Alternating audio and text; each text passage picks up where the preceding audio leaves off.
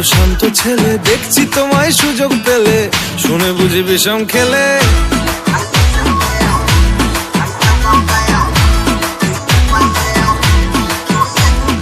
বলছি তোমার দিব্যি গেলে, আমি বড় শান্ত ছেলে, দেখছি তোমায় সুযোগ পেলে শুনে বুঝি বিষম খেলে।